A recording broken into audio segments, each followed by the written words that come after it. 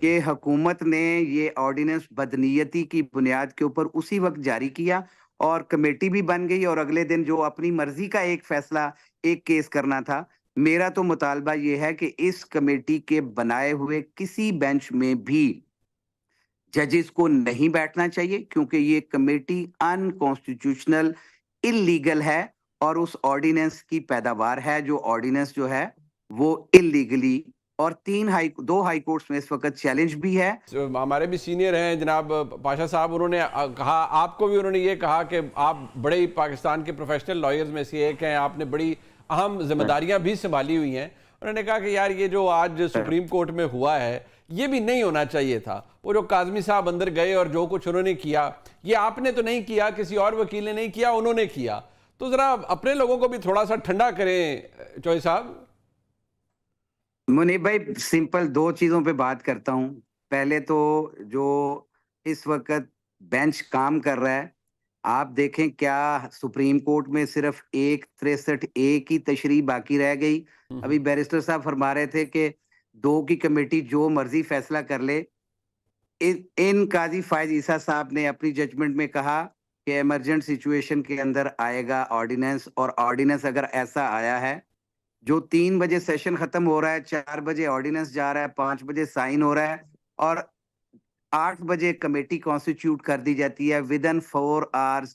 یہ سارا کا سارا امپیکٹ جو ہے، یہ سارا صرف ایک سہولت کاری کے مترادف ہے. میں بڑا سٹریٹ اوے کہوں گا کہ حکومت نے یہ آرڈیننس بدنیتی کی بنیاد کے اوپر اسی وقت جاری کیا اور کمیٹی بھی بن گئی، اور اگلے دن جو اپنی مرضی کا ایک فیصلہ ایک کیس کرنا تھا. میرا تو مطالبہ یہ ہے کہ اس کمیٹی کے بنائے ہوئے کسی بینچ میں بھی ججز کو نہیں بیٹھنا چاہیے، کیونکہ یہ کمیٹی ان کانسٹیٹیوشنل اللیگل ہے اور اس آرڈیننس کی پیداوار ہے. جو آرڈیننس جو ہے وہ اللیگلی، اور 2 ہائی کورٹس میں اس وقت چیلنج بھی ہے. لیکن یہاں کون دیکھتا ہے؟ یہاں پہ سسپینشن آرڈرز پاس ہوتے ہیں تو یہ چیف صاحب تو اس کو بلا لیتے ہیں، اسی وقت فیصلے کو لے لیتے ہیں اور اس کو سسپینڈ کر دیتے ہیں. علی باقر نجفی صاحب والا فیصلے کی میں بات کر رہا ہوں. اس طرح سے نظام انصاف کا قتل ہے. دوسری بات ابھی کر رہے تھے، وہاں پہ اندر ایک وکیل صاحب نے کہا کہ قاضی صاحب آپ مت بیٹھیں اس بینچ میں.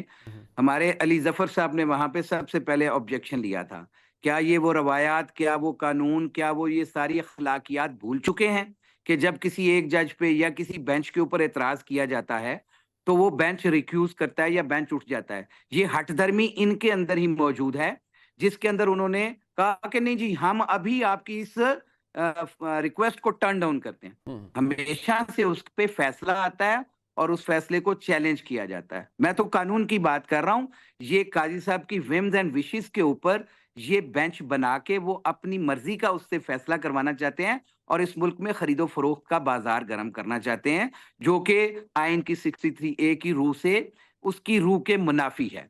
تیسری جو سب سے امپورٹنٹ بات ہے کہ دیکھیں ہمارے ملک میں ایک سپریم کورٹ آئینی تشریح کے لیے موجود ہے. کل یہ کہا گیا کہ شاید کوئی فیڈرل کورٹس جو ہیں اور آئینی کورٹس ہم صوبوں میں بھی بنانے جا رہے ہیں. اور بھائی خدا کا خوف کریں، اس سپریم کورٹ کے پاس اس کانسٹیٹیوشن کے مطابق اختیار موجود ہے کہ وہ آئین کی تشریح کر سکتے ہیں.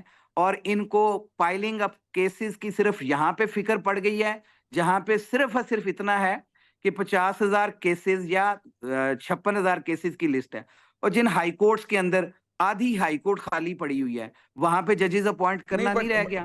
کیا صرف ان آئینی ترامیم کے لیے رستہ بنا کے ایک اپنی ایکسٹینشن لینا یا اب آپ کی کیونکہ ایک پارٹی پولیٹیکل پوزیشن ہے، میں اس کو تو چلے میں آرگیو اس پر نہیں اس لیے کر سکتا، لیکن میں نے بڑے انلیس کے جس طرح آپ کا تعلق پاکستان تحریک انصاف سے ہے، 63A کی جو تشریح سپریم کورٹ میں کی گئی وہ کتنی درست ہے اور کتنی ایپٹ ہے، اس کے اوپر تو پاکستان کے جتنے بڑے وکلاء ہیں سب نے یہی کہا کہ یہ it is equivalent to the rewriting of the constitution.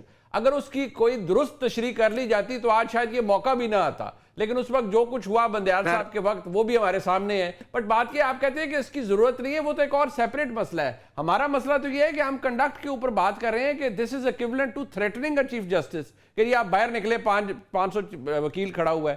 سر یہ کتنا اچھا طریقہ ہے صاحب؟ सर देखिए मेरी बात सुने, इस अदलिया को इन वकला ने बचाया, इस काले कोर्ट ने बचाया, इनके लिए हमने गोलियां भी खाई, इनके लिए आजादी जुडिशरी के लिए हमने पेट्रोल बम भी सहे। आज भी हम कहते हैं कि इंसाफ के निजाम पे इस वक्त जो हमला किया जा रहा है उसको हमने रोकना है। हमारा मकसद ये हरगिज नहीं है कि कोई हम अपनी जात के लिए कुछ लेना चाहते हैं। हमारा क्या तकाजा है, हम कहते हैं फुल कोर्ट बैठ जाए, ठीक फुल है। कोर्ट बैठ के इसके ऊपर फैसला कर दे। अगर ये ऑर्डिनेंस ठीक है, अगर ये ऑर्डिनेंस बदनीयती पे मबनी नहीं है, फुल कोर्ट तलब कर लें। काजी साहब क्यों नहीं फुल कोर्ट? बड़ा उस दिन तो ये कह रहे थे कि जी देखे मेरे 1 साल के बाद मैंने ही फुल कोर्ट बनाई, ये क्रेडिट जब वो ले रहे थे तो आज फुल कोर्ट क्यों नहीं बुलाते? अच्छा। आज सारे बेंचेस सारे जजेस को बिठाएं